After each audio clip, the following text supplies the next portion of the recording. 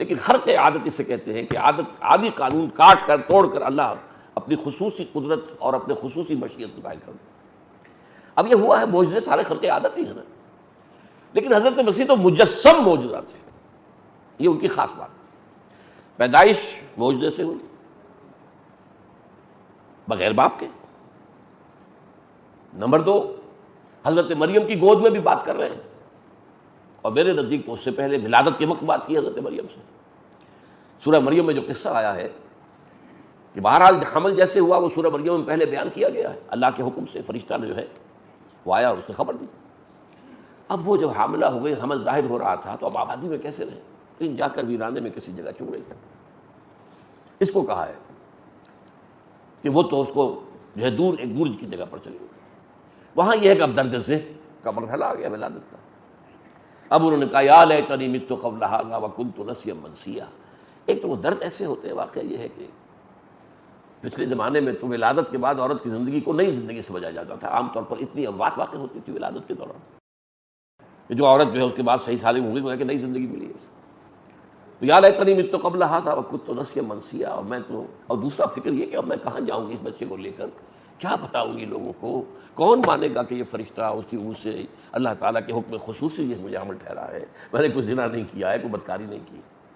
تو اس میں یہ ہے فناداہا من تحتہا، یہ ہاں من بھی ہے، اور اس کی ایک تلاوت جو ہے ہمارے ہاں جو قراءت مستند ہے من بھی ہے، من تحتہا۔ تو پہلی کی روح سے ترجمہ یہ کیا جاتا ہے کہ وہی فرشتہ جس نے کہ خوشخبری دی تھی کہ تمہارے یہاں ولادت ہوگی، وہی اس پہاڑی ذرا اونچی جگہ پر تھیں وہ، تو وہاں سے اس کے نیچے جو ہے اس کے نشیب میں دامن میں وہ فرشتہ موجود تھا، اس نے پکارا لا تحزنی قد جعل ربک تحتک سریا وہزی الیک بجذع النخلۃ تساقط علیک رطبا جنیا۔ نہیں، افسوس نہ کرو، غمگین نہ ہو، تمہارے رب نے تمہارے نیچے یا تمہارے قریب دامن میں ایک ندی بھی نکال دی ہے، پانی پیو ٹھنڈا۔ اور یہ کہ یہ جو سوکھا تنا کھڑا ہے جس کی جڑ پکڑ کے، ہم کو معلوم ہے کہ عورت جب درد ذیل میں ہوتی کسی چیز کو پکڑتی ہے زور سے، تو اس کے حوالے انہوں نے اس کو پکڑا، حزی الیک جس دن نخلۃ تساقط علیک رطبا جنیا، یہ سوکھا تنا جو ہے کھجور کا، اس سے تازہ کھجوریں گریں گی، کھاؤ پیو فکلی واشربی وقرری عینا، کھاؤ پیو تازے کھجوریں کھاؤ، ٹھنڈا پانی پیو، اپنی آنکھوں کو ٹھنڈا کرو۔ اس کے بعد یہ کہ اب جب تم کسی انسان کو دیکھو تمہیں خطرہ یہی ہے نا، تو تم کہہ دینا کہ میں نے تو روزہ رکھا ہوا، میں بات نہیں کر سکتی۔ میرے نزدیک یہ کلام حضرت عیسیٰ ہی کا ہے، ولادت کے فوراً بعد اپنی ماں کی ہمت افزائی کے لیے، اپنی ماں کی جو ہے وہ دل جوئی کے لیے یہ کلام حضرت مسیح ہی نے ابھی ولادت کے فوراً بعد کیا، واللہ عالم۔ اس کے بعد اسے کہہ دیا جب آئی قوم میں آخر جاتی کہاں، پھر وہ بچے کو لے کر آئی قوم میں، فاتت بہ قومہا تحملہ، اس بچے کو اٹھائے ہوئے جب آئیں اپنی قوم میں، قالوا یا مریم لقد جئت شیئا فریا، کہ اے مریم تم تو یہ بہت ہی گندا کام کر کے لے آئی ہو، یہ کیا کیا، یہ کس کا بیٹا ہے، کس کا ولد الحرام ہے یہ؟ اور اے مریم، نہ تو تمہارا والد کوئی بدکار آدمی تھا، نہ تمہاری ماں کوئی بدکار عورت تھی، تم تو ایک اعلیٰ گھرانے کی، ہمارے ہاں کے اعلیٰ دینی گھرانے کی فرد، کیا کیا تم یا اخت ہارون ما کان ابوک امرأ سوء وما کانت امک بغیہ فاشارت الیہ۔ حضرت مریم نے اشارہ کر دیا، بھائی اس سے پوچھ لو، بس اشارہ، یہ بھی نہیں کہا کہ اس سے پوچھ لو۔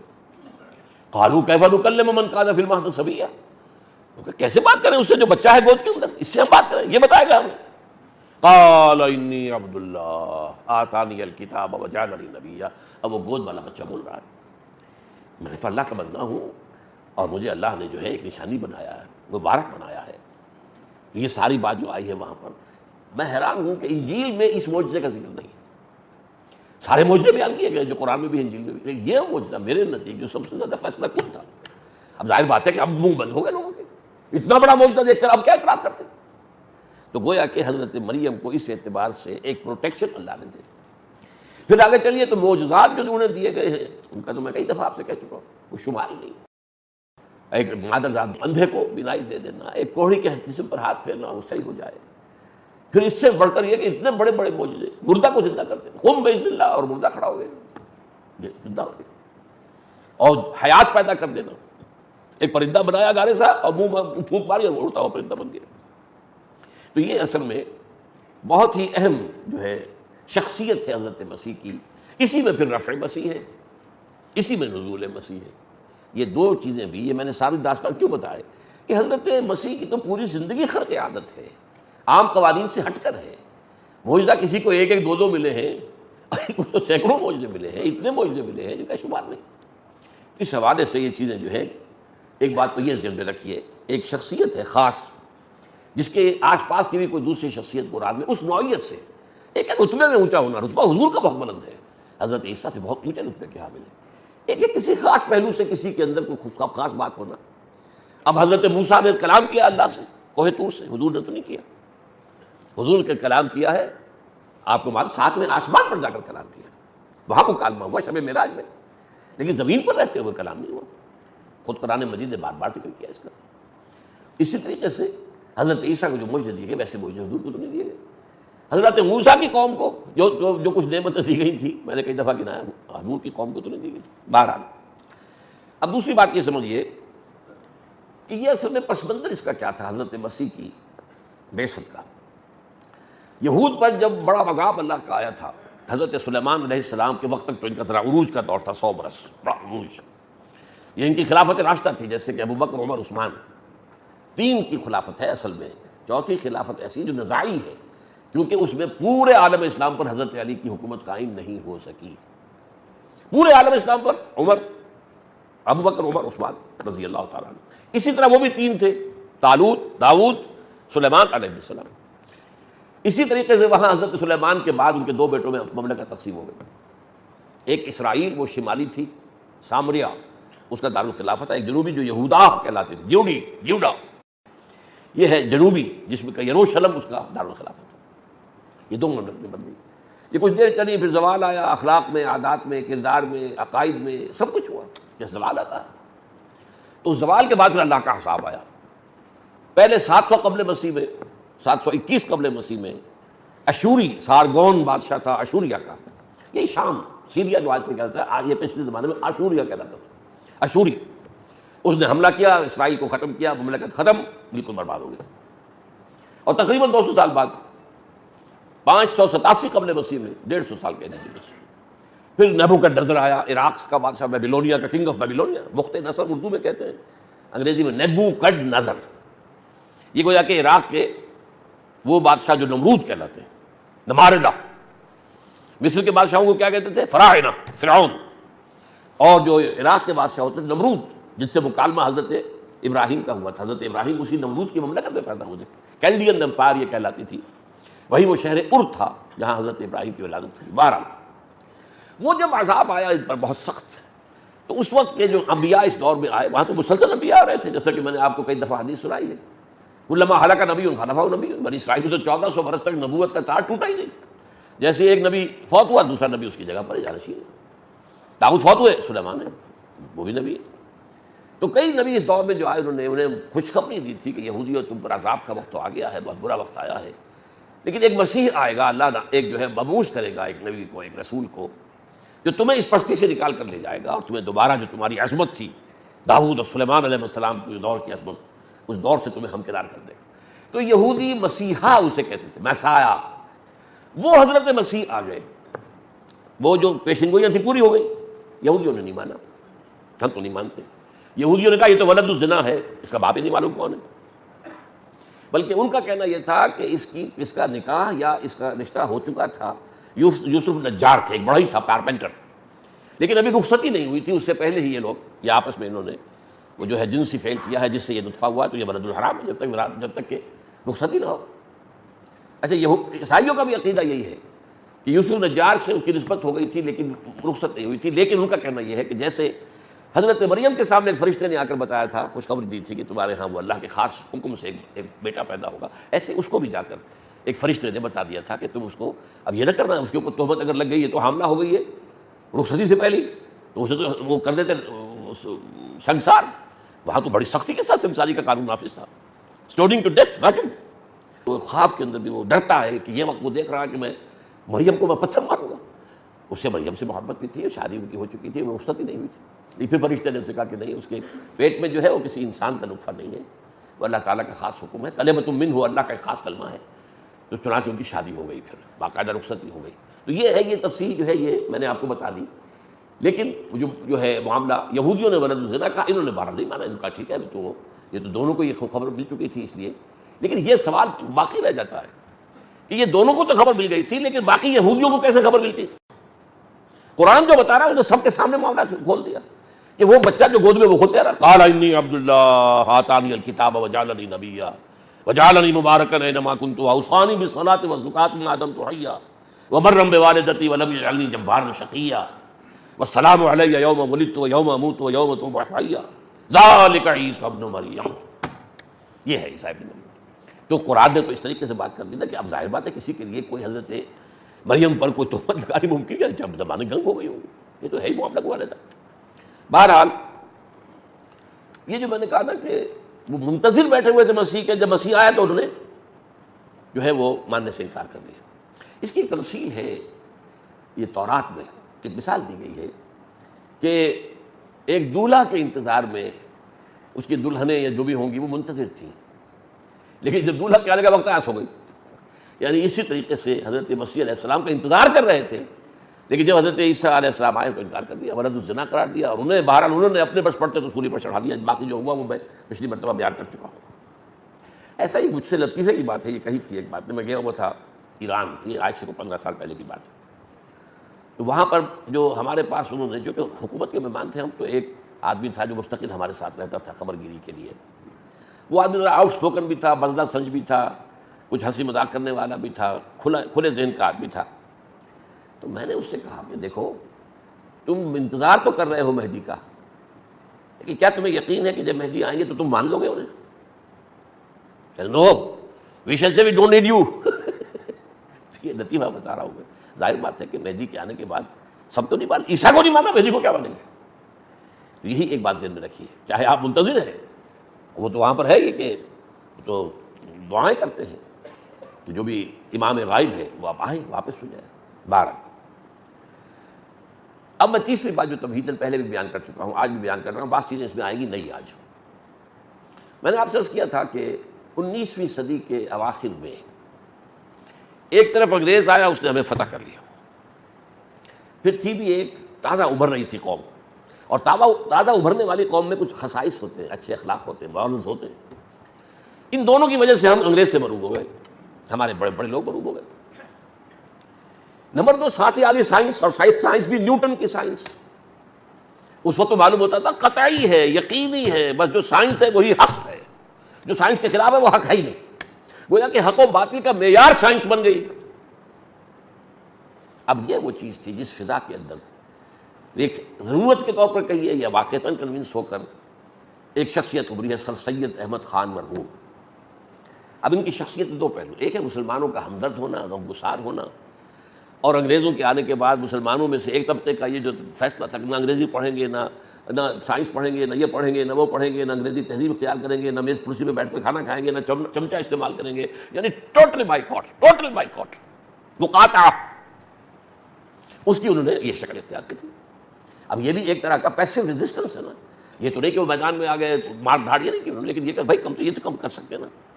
کوئی ہم پر قانون تو انگریز نے نہیں بنایا کہ ضرور میز کرسی میں بیٹھ کر کھانا کھاؤ. کوئی انگریز نے قانون تو نہیں بنایا کہ کھڑے ہو کر پیشاب کرو. ہم کر رہے ہیں انگریز کو کرتے دیکھ رہے ہیں. تو اس میں یہ قانون کا انہوں نے مقاطعہ پیدا کیا پورا کا پورا. سر سید نے کہا کہ اگر تم اس پر چلتے رہے تو تم تو مارے جاؤ گے. ہندو تو آگے بڑھ رہا ہے، تعلیم حاصل کر رہا ہے، سائنس پڑھ رہا ہے، انگریزی پڑھ رہا ہے، اور تم رہ جاؤ گے. پھر کیا ہوگا؟ کچھ عرصے کے بعد تم سکے رہ جاؤ گے یا قصائی رہ جاؤ گے. بس اللہ اللہ خیر صلی اللہ. اور کیا رہے گا تمہارا مقام؟ کیا رہے گا؟ اب یہ رائے اس کی جو ہے وہ یقیناً صحیح تھی. علماء کی رائے ایک اعتبار سے صحیح تھی کہ اس وقت ہم اس پوزیشن میں نہیں ہیں کہ انگریز اور انگریزی تہذیب اور انگریزی علوم کا میدان میں مقابلہ کر سکیں. میرے نزدیک حقیقت پسندی تھی، ریئلزم تھا. لیکن دوسری طرف سے معقول بات وہ تھی جو سر سید کہہ رہا تھا کہ بھائی جو چیز آئی ہے اس میں جو غلط ہے چھوڑ دو. اب انگریزی کو غلط ہے، انگریزی زبان ہے، یہ کوئی زبان تو کوئی کافر نہیں ہوتی، کوئی مسلم نہیں ہوتی. اردو ہے یا عربی، آپ اب عربی کو زبان کہیں، اسلامی تو پھر اردو کیا ہے، فارسی کیا ہے؟ نہیں، انگریزی بھی ایک زبان پڑھو. اور اس میں سے دیکھو سائنس میں کیا چیز حق ہے، کیا غلط ہے. حق کو لے لو، باقی کو چھوڑ دو. تو یہ اٹ واز مور لاجیکل. وہ زیادہ ریئلزم تھا، یہ لاجیکل زیادہ تھا. لیکن نتیجہ کیا نکلا؟ سر سید احمد خان نے جب دیکھا کہ اسلامی عقائد کی جو چیز سائنسزم کے اندر، سائنٹزم کے اندر ٹھیک نہیں بیٹھ رہی ہے، اسے اتار دو، توڑ دو. یہ فرشتہ کوئی چیز نہیں ہے، جن کوئی چیز نہیں ہے، اور یہ معجزات کوئی شے نہیں ہے، یہ مسیح نہ اٹھانا اترے گا، کوئی سوال ہی پیدا نہیں ہوتا. یہ وہ اور یہ پیشن گوئیاں اور یہ معجزات قرآن کے پیشن گوئیاں احادیث کی سب جو ہے رد کر کے پھینک دی. اور ان سے دو قسم کے لوگ متاثر ہوئے عرصہ سے. یہ ہے ایک نقطہ جو میں آج بیان کر رہا ہوں. ایک تو جو مستقل طور پر اسی رائے پر چل پڑے اور انتہا تک جا پہنچے، ضلوا ضلالا بعیدا، ان میں سر فہرست آتا ہے غلام احمد قادیانی. لیکن غلام احمد قادیانی سے یہ جو ہے جو زہر اتنا نہیں پھیلا جتنا کہ مولوی محمد علی لاہوری سے، جس سے کہ لاہوری ان کا فرقہ بنا ہے. یہ بہت بڑا عالم تھا، انگریزی کا بھی تھا، اس نے انگریزی میں تفسیر لکھی، اور اس وقت تک ظاہر بات ہے کوئی تفسیر انگریزی میں موجود نہیں تھی. ہمارے علماء حقانی میں سے تو کسی نے نہیں لکھی تھی. تو جو انگریزی پڑھ کر نوجوان آ رہا تھا وہ قرآن کیسے سمجھے؟ عربی اس نے پڑھی نہیں. عربی فارسی سے تو ہمارا ناطہ منقطع ہو گیا. جسے مراقبت کرنی ہے انگریز کی، وہ انگریزی پڑھے گا نا. اس انگریزی پڑھنے والوں کو اسلام کون سکھائے؟ تو یہ کتاب انتہائی مقبول ہوئی، تفسیر مولوی محمد علی کی انگریزی کے اندر. اس کے اندر وہ زہر ہے. اور آپ کو میں بتا دوں کہ ہمارے ایک بہت بڑے آدمی مولانا عبد الماجد دریابادی رحمۃ اللہ علیہ، وہ چونکہ انہوں نے فلسفہ پڑھا تھا نوجوانی میں، ملحد ہو گئے تھے. منکر، کوئی خدا ہوتا نہیں، ملحد. وہ یہ کہتے ہیں کہ مجھے الحاد سے مذہب کی طرف لانے والی چیز کون سی ہے؟ گیتا، ہندوؤں کی کتاب گیتا، مقدس گیتا ان کی. اس نے تو مجھے ملحد سے نکال کر اور مذہبی بنا دیا، یعنی روحانیت کا کوئی کام کا مقائل ہو گیا. اور پھر اس مذہبیت سے اسلام تک لانے والا وہ مولوی محمد علی لاہوری ہے، جس کی یہ تفسیر میں نے پڑھی تو پھر میں اسلام پر. تو ایک تو یہ لوگ، لیکن یہ کہ ان کے اندر یہ زہر مستقل ہو. پھر یہ کہ اس کے بعد علامہ مشرقی اسی نوعیت کی شخصیت، میں بتا چکا ہوں کسی مرتبہ، مولوی کا غلط مذہب نمبر 1، مولوی کا غلط مذہب نمبر 2، مولوی کا غلط نمبر 3، سارے مولویوں کے یہ سارے عقائد یہ وہ سب غلط. پھر جملہ منکرین سنت کا طائفہ جو آیا ہے، منکرین سنت، ان میں سب سے زیادہ جس شخص نے زہر گھولا ہے، کون سیاہی گھول رہا ہے وقت کے بہتے دریا میں، وہ غلام احمد پرویز. اچھا لکھنے والا، اچھا بولنے والا، لیکن اس نے جس طریقے سے حدیث سے رشتہ کاٹا ہے امت مسلمہ کا. روشن خیال اینکرز ہیں، روشن خیال جو ہیں وہ جو بھی دانشور ہیں، خاص طور پر مشرف نے جس طرح اس روشن خیالی کو پروان چڑھایا ہے، دودھ پلا کر پیسے دیے بے تحاشا، ان لوگوں کو بے تحاشا مدد کی ہے. کیونکہ امریکہ کا حکم تھا کہ تم اپنی تہذیب کی جڑیں کھود کر ہماری تہذیب کو نافذ کر دو. یہاں پر 33% عورتوں کی سیٹیں جو ہے فکس کروا دیں. ذرا سوچیے، پوری دنیا میں کہیں نہیں. ہم تو گویا کہ مغربیوں کے باپ بن گئے، دادا بن گئے. بھائی امریکہ میں ہے کوئی سیٹیں عورتوں کی مستقل؟ بھارت میں ہے کوئی؟ پوری دنیا میں مانا جاتا ہے امریکہ سب سے بڑا جمہوریت کا نمبردار، اور نمبر ایک اور دوسرے اعتبار سے سب سے بڑا بھارت ہے. کہ امریکہ کے اندر تو ظاہر بات ہے کہ تعلیم عام ہے، سب پڑھے لکھے لوگ ہیں، اور یہ کہتے ہیں کہ یہ جمہوریت صرف اس نظام میں چل سکتی ہے کہ جہاں پر لٹریسی پرسنٹیج ہائی ہو. بھارت کی تو لٹریسی پرسنٹیج ہم سے کچھ ہی بہتر ہے، اللہ اللہ خیر اللہ. وہاں جمہوریت چل رہی ہے، معجزہ ہے، لیکن کیا وہاں پر کچھ سیٹیں مقرر ہیں؟ یہ اصل میں طوفان جو آیا ہے یہ مغرب کا براہ راست حملہ ہے. اور میں ایک دفعہ تقریر کر چکا ہوں دجالیت پر، کہ دجالیت کے 3 لحاف ہیں. کہ ایک سیکولرزم پوری دنیا کے اوپر وہ لحاف لپٹا ہوا ہے. نمبر 2 جوا اور سود لپٹا ہوا ہے پوری دنیا پر. یہ تو اسلامی دنیا ہو یا غیر اسلامی دنیا ہو، یہ 2 لحاف تو پوری انسانیت کے اوپر آ چکے ہیں. اور تیسرا ہے یہ بے حیائی والی تہذیب، اور عورت کو گھر سے نکال کر میدان میں لانا، آزاد کرا کر. نتیجہ کیا؟ خاندانی نظام ختم، برباد. یہ تہذیب ہے جو یورپ میں آ چکی ہے پوری طرح، امریکہ میں آ چکی ہے.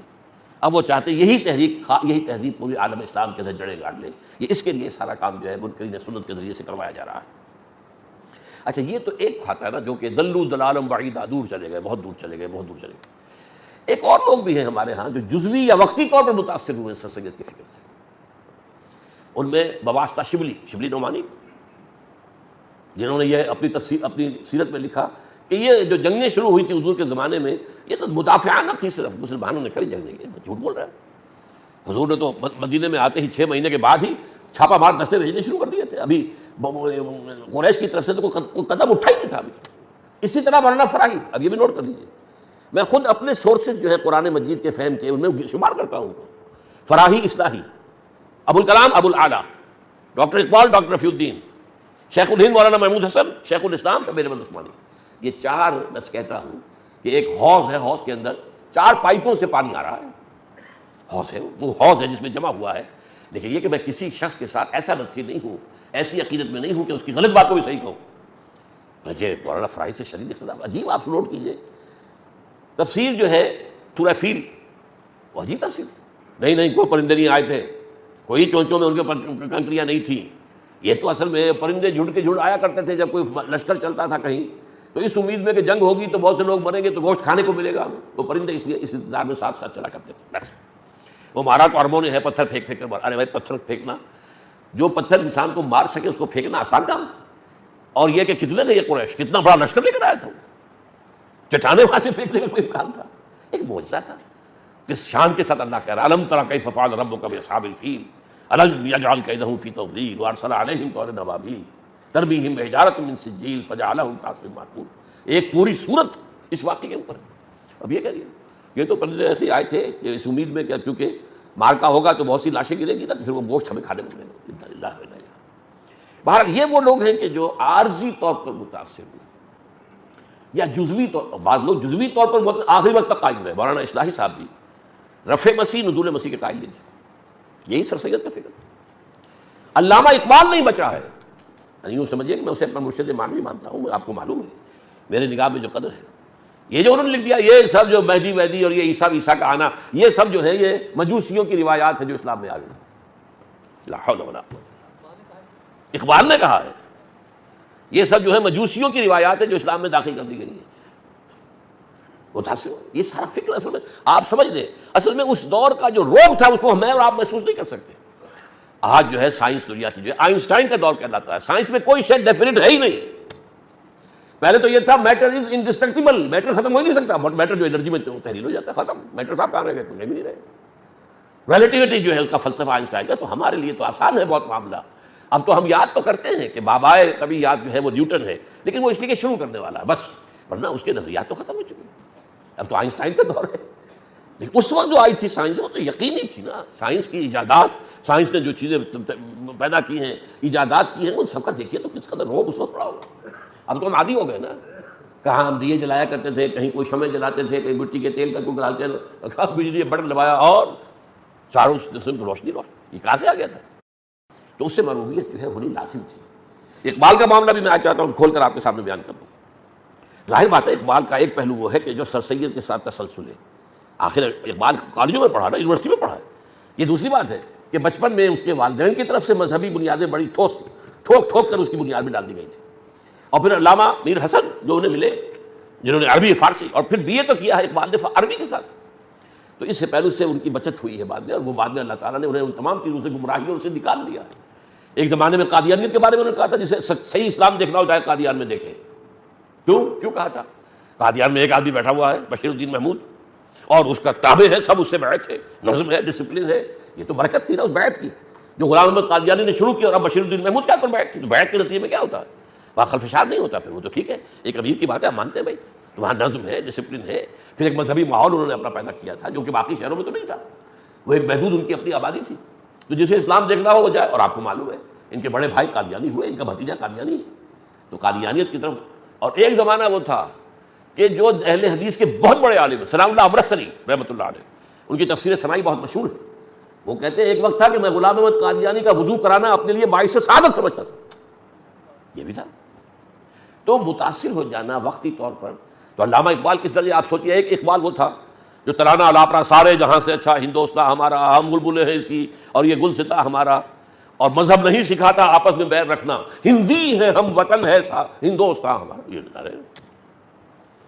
اور کہتے کیا ہے, سچ کہہ دوں اے برہمن گر تو برا نہ مانے, تیرے صنم کدے کے بت ہو گئے پرانے, اپنوں سے بیر رکھنا تو نے بتوں سے سیکھا, واعظ کو بھی سکھایا جنگ و جدل خدا نے, اور پتھر کی مورتوں میں سمجھا ہے تو خدا ہے, خاک وطن کا مجھ کو ہر ذرہ دیتا ہے, جو وطنیت کی یہ انتہا. وہی اقبال ہے جو پھر کہتا نہیں مسلمان علیحدہ قوم ہے, ایک وطن میں نہیں ہے. وطن تو اسلام کے لیے گویا کہ مقبرہ ہے, یا وطن تو اس دور کا جو سب سے بڑا معبود ہے. اس دور میں میں اور ہے جام اور ہے جم, اور ساقی نے بنا کی روش لطف و ستم, اور مسلم نے بھی تعمیر کیا اپنا حرم, اور تہذیب کے آزر نے ترشوائے صنم, اور ان تازہ خداؤں میں بڑا سب سے وطن ہے جو پیرہن اس کا ہے وہ مذہب کا کفن ہے. یہ وہی اقبال کہہ رہا ہے. بہرحال تو میں نے آپ کو بتا دیا کہ یہ پس منظر تھا جس میں کہ یہ رفع مسیح اور نزول مسیح کا عقیدہ جو ہے وہ پھیل گیا ہے. نص قرآنی کیا ہے حضرت مسیح کے نزول پر؟ ولما ضرب ابن مریم مثلا, جب بھی قرآن میں ابن مریم یعنی عیسیٰ کا تذکرہ ہوتا ہے، اذا قوم کا منہ یصدون، تو اے نبی آپ کی قوم کے لوگ یہ قرشی جو ہیں، یہ مکے والے، اس شور میں چلنا شروع کر دیتے، چلاتے، ہوٹنگ کرتے، وقالوا آلہتنا خیر ام ہو، وہ کہتے ہیں کہ کیا ہمارے الہ جو ہے معبود جنہیں ہم نے بنایا وہ بہتر ہے یا یہ بہتر ہے، مسیح بہتر ہے؟ مسیح تو چلو بن باپ کے پیدا ہوا تھا، تو ایک عورت کے بطن سے، ٹھیک، ہم جنہیں مانتے ہیں تو فرشتے ہیں، وہ تو کہتے ہیں نہ باپ نہ ماں، وہ تو براہ راست اللہ کے حکم سے پیدا ہوئے اور نور سے پیدا ہوئے، سراپا نور۔ یہ چنانچہ یہ روایت موجود ہے ہمارے مسلم شریف میں حضرت عائشہ سے، خلق اللہ الملائکۃ من النور، نور سے پیدا کیے، جن نار سے پیدا کیے، انسان مٹی سے پیدا کیے، یہ 3 درجے ہیں، یہ میرا ایک علیحدہ موضوع ہے۔ فرمایا وہ کہنے لگتے کہ ہمارے معبود اچھے ہیں اس سے تو، اور دوسرے یہ وہ اصل میں الزام لگاتے تھے کہ قرآن میں تم اتنا ذکر جو کرتے ہو، اتنا تو یہ ذکر جو ہے وہ موسیٰ کا ہوتا ہے، اتنا ذکر ہوتا ہے عیسیٰ کا، اور عیسیٰ کی وہ شان اور وہ مقام، تو گویا کہ تم عیسائیت کی طرف ہمیں لے کر جا رہے ہو۔ اور یہ جو قریش تھے مکے کے، ان کا عیسائیوں سے اس وقت ان کے دل میں بڑی دشمنی تھی۔ ابرہہ جو آیا تھا ڈھانے کے لیے بیت اللہ کو، وہ کون تھا؟ عیسائی تھا۔ اس نے جو ہے صنعاء کے اندر ایک جو ہے بنایا تھا بہت بڑا گرجا، وہ چاہتا تھا کہ عرب کے لوگ یہاں آیا کریں، یہ حج کریں، گرجا کا حج کریں۔ وہ ایک عرب گیا وہاں پر، غصے میں جا کر وہاں پر غلاظت کر کے آ گیا، اور ان کے لیے تو سمجھیے کہ قیامت آ گئی گرجا کے اندر۔ اب اس نے جو ہے چونکہ وہ تابع تھا جو رومن امپائر تھی اس نے ان سے مدد لی، بڑا لشکر لے کر، ہاتھی لے کر آیا تھا، میں خانہ کعبہ گرا دوں گا۔ وہ تو جو کچھ کیا اللہ نے اس کا آج ذکر میں کر چکا ہوں، الم تر کیف فعل ربک باصحاب الفیل۔ تو بہرحال اس حوالے سے یہ وہ لوگ شور مچاتے تھے کہ یہ شخص جو ہے یہ ہمیں صابی بنانا چاہتا ہے، شاید یہ شاید ہمیں عیسائی بنانا چاہتا ہے، یہ شاید ہمیں یہودی بنانا چاہتا ہے۔